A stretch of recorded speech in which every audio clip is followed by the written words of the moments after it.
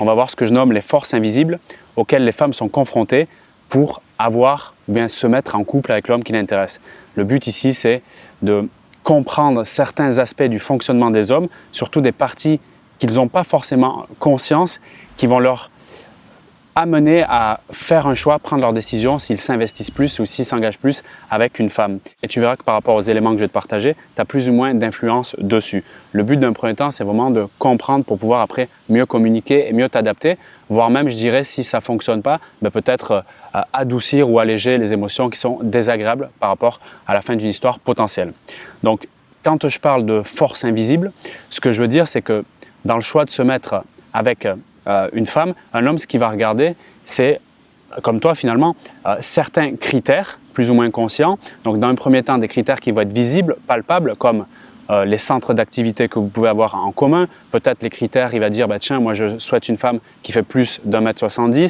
Ces choses qui sont vraiment réelles, concrètes et facilement abordables.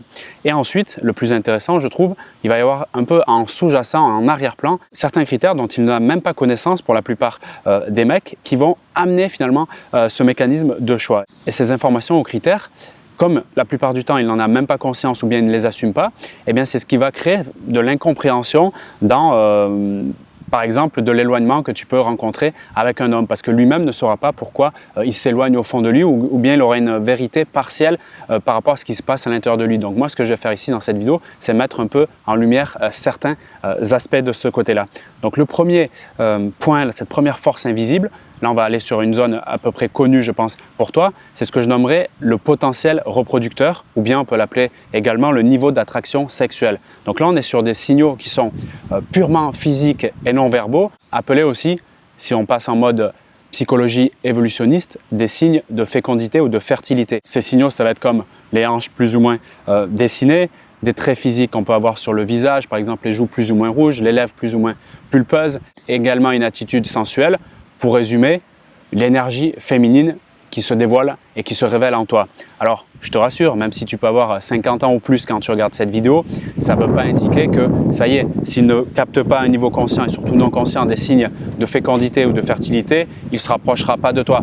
Ça veut juste dire que, au niveau de nos gènes, nous les hommes, nous sommes guidés justement par un seul aspect qui est reproduire notre espèce. C'est pour ça que naturellement, tous ces signaux, c'est ceux qui vont un peu nous alerter à nous diriger vers vous les femmes. Et ça ne veut pas dire que si on dépasse un certain âge, c'est terminé, bien loin de là.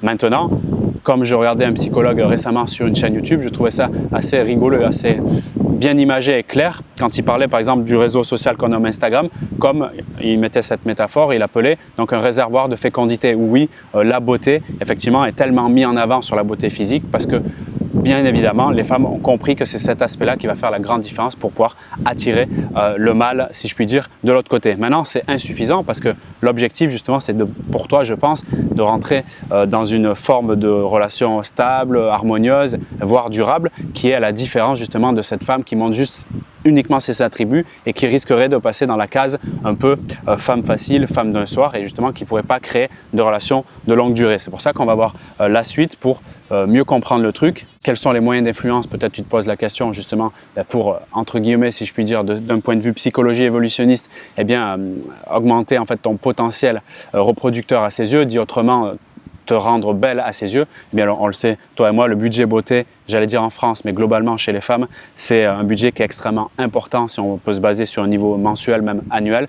Donc tu sais déjà à peu près comment t'y prendre et en vérité, je ne suis pas du tout le spécialiste de comment t'embellir sur le plan physique. Ici, on est plus sur la spécialité, comprendre les hommes et communiquer efficacement avec eux. Si tu suis régulièrement des vidéos sur cette chaîne, eh bien, tu es au courant. Et si tu viens d'arriver, je te souhaite la bienvenue. Sur ce premier point, on était vraiment sur ce qui crée la base du désir, donc ce potentiel reproducteur. Maintenant, on arrive à quelque chose qui va être, je pense, d'autant plus intéressant pour toi, le deuxième point, où là, on va rentrer après avec le troisième point sur les peurs. Donc le deuxième point, ça sera ce que je nomme une peur interne, et le troisième point, on le verra par la suite, une peur du domaine de l'externe. Donc cette deuxième peur, ce deuxième point, cette deuxième force invisible, c'est ce que je nomme la pression du résultat. La pression du résultat pour un homme, c'est à ton contact, quand tu vas passer plus ou moins de temps avec lui, quelques rendez-vous, lui, au niveau inconscient, ce qu'il va regarder, et il va se dire en gros cette question dans sa tête, est-ce que je suis à la hauteur? tout simplement.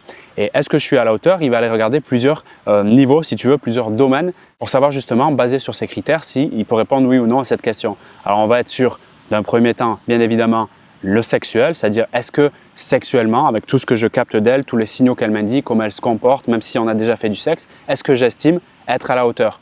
Une autre façon aussi de se poser la question pour lui, c'est par rapport à ce qu'il croit que tu attends. Donc il a une imagination de ce que toi tu attends, peut-être parce que tu lui as dit, peut-être parce que simplement il le capte à ton contact, certainement à ce niveau-là.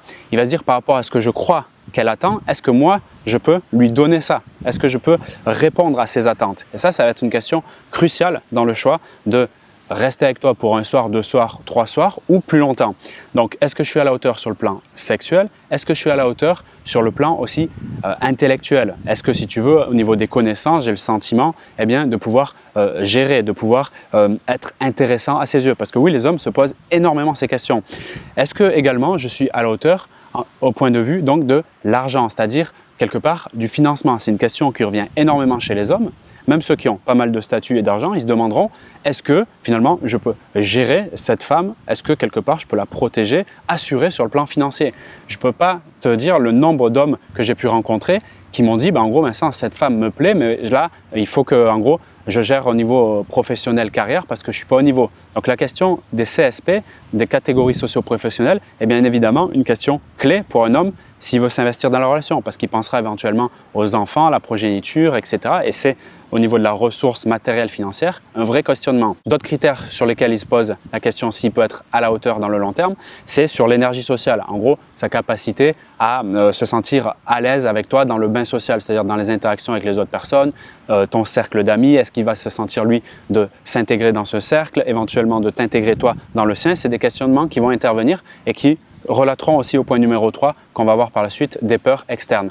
Et donc le 5e point, si tu m'as suivi, donc des questions par rapport à ce qu'il est à la hauteur. Donc le premier, je te le résume, c'était la partie sexuelle. Le deuxième, c'est sur la partie des connaissances, l'intellectuel. Le troisième, sur la partie carrière professionnelle, argent. Le 4e, sur l'énergie sociale. Et le 5e, sur les objectifs de vie. Donc là, ça reprend un peu plus globalement tout ce qu'on vient de voir, notamment carrière, vers où tu te diriges, quel type de ville ou de région ou de pays peut-être tu veux aller plus tard. Donc en termes d'objectifs, ça, c'est des éléments aussi qui vont être pris en compte selon le type de personnalité. Il y en a qui vont être plus ouverts et ça sera plus facile pour eux de se projeter là-dessus, mais il y en a qui vont être plus dans leur investissement local parce que dans leur quotidien, ils veulent s'investir chez eux par rapport à une tribu, une communauté qu'ils ont autour d'eux, et ce point-là va être très important dans leur choix de se mettre avec toi. Donc au fond, quand je te dis ça, c'est pour comprendre comment fonctionne l'homme dans son choix, mais surtout de pouvoir toi anticiper dans vos discussions, dans vos conversations, comment amener ce genre de sujet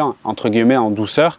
Moi, je dirais mieux en le questionnant d'un premier temps plutôt que d'imposer ton truc directement. Ça permettra d'avoir plus de connaissances, plus d'informations pour toi et après, quelque part, contribuer à faire grandir ce truc ensemble plutôt que imposer son machin et figer la chose, j'ai envie de dire. Ça, c'est la force invisible numéro 2, donc la pression du résultat ou l'anxiété, le stress de la performance. Donc, est-ce que je suis à la hauteur? Donc, 3e point, peur dirigée plus sur l'extérieur, même si finalement c'est que de la création mentale. Donc, on est sur la pression sociale. Quand je dis pression sociale, c'est quelque part la peur des autres, ou dit autrement, la peur du regard et du jugement des autres. Donc, bien sûr, c'est lui qui va se créer cette invention, cette hypothèse dans sa tête, mais elle est à prendre en compte parce que ça peut être une grande barrière psychologique. Alors, je vais te décrire ça un peu plus précisément. Il y a 2 manières d'aborder la pression sociale. Un, c'est le regard des autres sur les autres. Quand je dis les autres, c'est des personnes inconnues ou en tout cas des connaissances, mais pas des personnes proches, qui va être le 2e point. Donc la question qui va se dire, c'est en gros, quand je suis au quotidien avec cette femme, qui peut être toi, quand je marche avec elle, quand j'avance dans ma ville, on va se déplacer au cinéma, dans des activités, etc. En gros, comment lui, il se positionne par rapport au regard que les gens mettent sur toi quand vous allez dans un café, etc. Est-ce qu'en gros, c'est les questions qui se posera clairement, est-ce qu'il t'assume?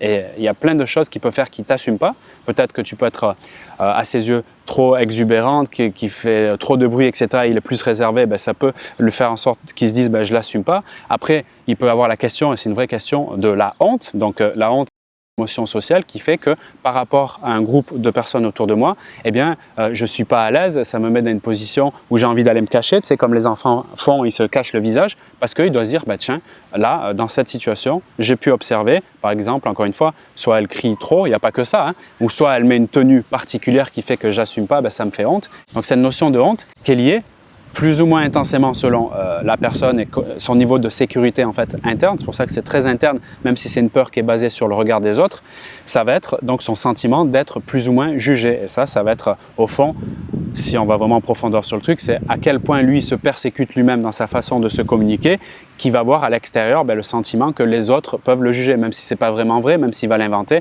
mais c'est vraiment au fond à son niveau d'estime et de sécurité intérieure avec lui-même. Donc le deuxième point sur la pression sociale, c'est le regard de ses proches cette fois-ci. Donc on avait les inconnus et de ses proches, c'est peut-être, ça dépend de la personnalité et des valeurs de l'homme, plus ou moins important. Si tu as un homme en face de toi qui a des valeurs familiales ou amicales très importantes, qui a une communauté soudée, eh bien, il va bien sûr se poser la question de l'intégration de toi en fait dans son cercle. Qu'est-ce que pense en nommant son proche ou ses proches, surtout s'ils ont vraiment d'affinité avec lui et qu'ils se voient régulièrement, comment moi je m'imagine en fait vivre cette relation donc avec toi dans le court terme, moyen terme, à long terme face à eux, face à leurs exigences, peut-être, je ne sais pas, de mariage, etc. Comment je me vois gérer ça? Parce qu'il y a vraiment la notion de gestion dans la longue durée, ou dit autrement, est-ce que j'ai vraiment les épaules pour le gérer en termes de pression sociale? Ça va être un point qui peut être plus ou moins crucial, encore une fois, selon les valeurs que l'homme accorde à sa communauté, à sa famille ou à ses proches, cercle social, cercle amical. Donc, c'est des questions que je pense tu ne peux pas contourner et même en prenant conscience plus ou moins grâce à moi aujourd'hui dans cette vidéo, eh bien, il va être intéressant de communiquer sur ces points-là parce que je crois fermement, c'est un des présupposés qui m'anime à partager tout ce contenu, c'est qu'il ne peut pas d'avoir d'évolution dans le sens où on fait grandir la relation sans communication et sans communication de qualité. Tout ce qui est non dit, tout ce qui est peur de communiquer des choses qui se passent en moi ou des choses que je capte chez l'autre, c'est au fond des grenades, des bombes que je vais laisser discrètement posées et qui vont faire quelque part comme un champ de mine petit à petit qui va exploser plus tard. Et ce que je recommande, si tu veux, ici avec toi, avec tous mes partages, c'est de communiquer le plus rapidement sur tous ces points. Donc, comme tu en as conscience aujourd'hui, et l'effet, si tu veux, qui est puissant quand tu communiques notamment sur les points particuliers où tu peux vraiment faire quelque chose sur la pression du résultat, l'anxiété de performance, le point 2, ou la pression sociale, qu'est-ce que pensent les autres de la situation, c'est des points sur lesquels ça peut vraiment le détendre si tu en parles assez rapidement parce que ça ferait un effet amplificateur par le fait de ne pas en parler. Pour terminer cette vidéo, si tu me suis encore, et bravo si c'est le cas, ça démontre vraiment ton implication. J'ai un exemple où je travaillais dans une société où il y avait une femme qui avait, pour le potentiel reproducteur, qui est clairement très féminine, très sensuelle, qui savait s'y prendre. Elle s'habillait d'une façon extrêmement sexy. Elle devait déjà avoir 40 ans, mais en tout cas, elle était très à l'aise sur son niveau d'attraction sexuelle. Et je me rappelle, peu importe les hommes, peu importe l'âge, 20, 30, 40 ans, 50 ans, face à cette femme, sur ce point-là, elle était OK. Au niveau de la pression du résultat, donc l'homme qu'elle avait séduit à un certain temps, je me rappelle, il était à l'aise sur l'anxiété de performance. Pour lui, c'était OK. Il était OK sur sa capacité à être à un niveau sexuel, social, CSP, ils étaient dans la même entreprise. Tous les points qu'on a vus sur la pression du résultat, tu peux revenir en arrière pour les voir, il était OK. Donc, point 1, il était OK. Point 2, il était OK. Par contre, le point où ça défaillait, et donc ils avaient eu des relations sexuelles ensemble, ils passaient du bon temps, ils s'amusaient, ça se voyait, nous on le voyait à l'extérieur. Par contre, sur le regard des autres, au niveau surtout tribu, c'est-à-dire famille, proche, etc. pour lui, où il y avait vraiment une valeur forte, il était en mode, tu sais, un peu méditerranéen, où il y avait vraiment ce truc fort. Pour lui, on en discutait en arrière-plan, elle ne le savait pas, c'est un point qu'elle n'avait pas sa connaissance, et du coup, elle ne comprenait pas pourquoi ils ne pouvaient pas aller plus loin dans la relation, alors qu'ils avaient une osmose, littéralement, une intimité, une entente, une connexion puissante, un truc qu'on rêverait tous. Malheureusement, de l'autre côté, ce fort désir par le potentiel reproducteur, ce niveau d'attraction sexuelle.